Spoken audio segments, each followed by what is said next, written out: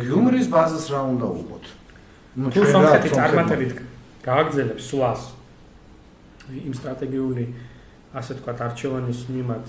რასაც ის ღიად აფიქსირებს და ხედავთ ხო რომ აი პრორუსულ ასე თქვათ გავლენა ძალიან აქტიურად ებრძვის ყველა სექტორში ფაქტობრივად საინფორმაციო ეკონომიკური საზოგადოებრივი შეფულის მოყოლებული რელიგიურ ფაქტორს და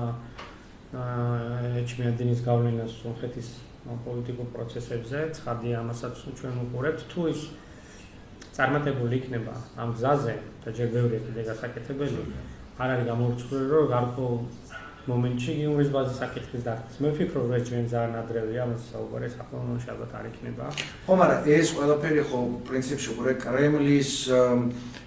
კალათაში არის ეს კოზირები მოდი ესე ვთქვათ ხო ანუ იგივე ის სომხური ეკლესიის გარკვეული რელიგიური პირები ყარაბახური კლანი ეგრეთ წოდებული ეს ოლიგარქები კრიმინალური სამყარო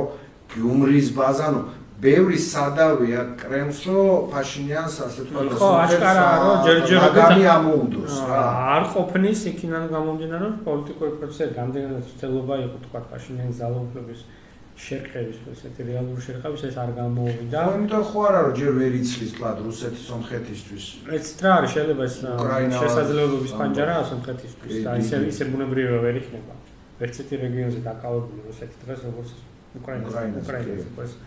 ძალიან მარტივი საკითხი არის შეიძლება ეს ფაქტორი მომავალში უფრო ამუშავდეს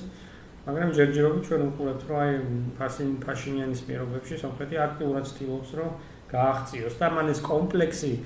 და ეს რაღაცა დამღარაც ყარაბაღის კონფლიქტთან მიმართებაში ტვირთი მოდი ესე ვთქვათ ქონდა ეს მოიხსნა ავად თუ კარგი კონსეფტი და საერთაშორისო სამართლით ვიცით რომ ეს ტერიტორიები ბუნებრივი აზერბაიჯანის არის და ამაზე ორი არ არსებობს